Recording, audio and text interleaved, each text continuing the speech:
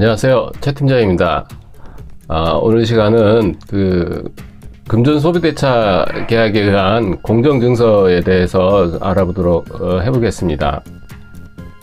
의외로 실무에서 저희가 일을 하다 보면은 그 공정증서에 대해서 잘 모르고 계시는 부분들이 상당히 많습니다.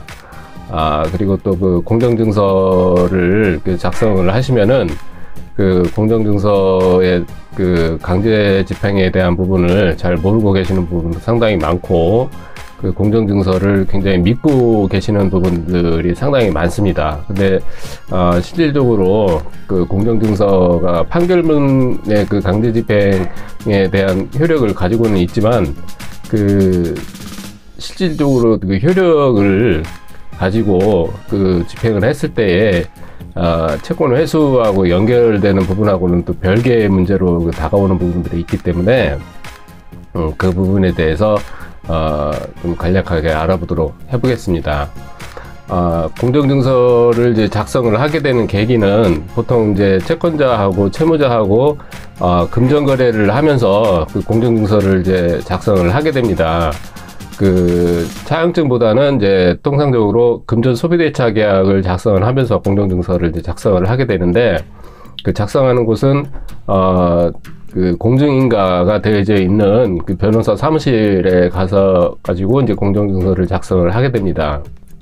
근데 문제는 공정증서를 작성할 당시에 그 채무자의 그 신용 상태라든가 또는 재산 유무 이런 거를 고려치를 않고 그냥 무작정 공정증서를 작성을 하게 되면은 나중에 변제를 하지 않으면은 그 채무자에 대해서 강제 집행을 한다, 이런 효력만을 믿고 공정증서를 작성한다는 데 대해서 그 문제점이 있는 겁니다. 근데 이제 문의를 이제 저희한테 해오는 경우에 저희가 질문을 해봅니다.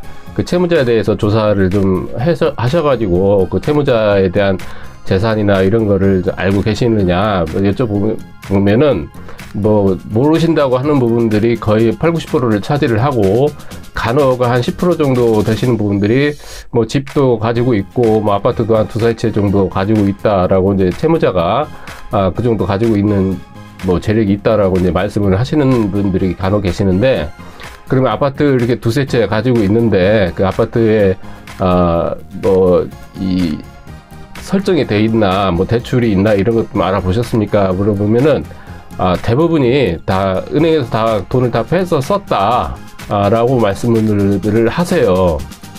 그럼 그 얘기는 무슨 얘기냐면은 이미 채무자가 자기 재산을 담보로 해서 은행에서 돈을 다 빼서 썼다는 얘기예요. 그 근저당이 설정이 다 돼 있다는 얘기입니다. 그러면 그 재산이라는 게 껍데기라는 얘기입니다. 결국에는 반대로 설명을 하면은 그러면은 결국에는 자기가 만약에 여력이 더 있어서 재산적인 여력이 더 있다 그러면은 금융권에서 대출을 받아서 돈을 쓴다든가 이렇게 할 것이지 개인한테 돈을 융통을 하지는 않는다는 얘기예요. 결국에는. 그러면 결국에는 그 돈은 조금만 잘못되면은 금방 문제가 생긴다는 얘기입니다.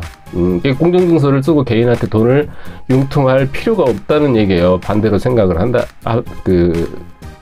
뒤집어서 생각을 한다 그러면은 그렇기 때문에 개인이 그 채무자가 재산이 있다 손치더라도 이렇게 설정이 돼 있다고 그러면은 그 아무런 의미가 없습니다. 설정이 돼 있어서 돈을 다 빼서 쓰고 은행권이 1순위로 다 잡혀져 있고 남은 여력이 없는 그런 담보 가치가 다 소멸이 돼 있는 그런 그 재산을 가지고 있다 그러면은 나중에 잘못돼서 그 다른 제3자가, 다른 채권자가 경매를 집어넣었다든가 아니면은 공정증서를 이제 썼던 채권자가 채무자가 변제를 하지 않아서 경매를 넣었을 경우에 그 물건이 그 경매에 들어간다라고 가정을 했을 경우에 그 물건 자체가 그 경매에 들어가서 바로 첫 번에 이렇게 낙찰이 되는 경우는 없거든요. 결국에는 2번, 3번 이렇게 유찰이 되면은 한 번 유찰될 때마다 20%씩 그 가격이 이제 다운이 되는데 2번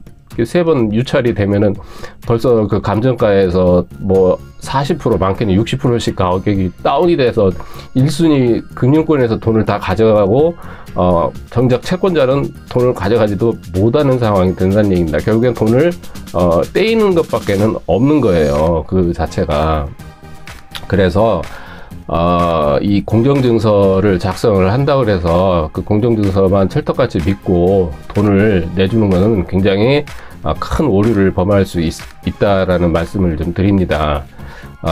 그래서 이 공정증서를 작성을 하실 때에는 채무자의 그 신용이라든가 또 재산 유무 이런 거를 확실하게 좀 알아보시고 이렇게 작성을 하시고 돈이 나가는 게 맞는 것이고, 그리고 또 조금만 생각을 해보시면은 금방 아실 수 있는 내용이에요.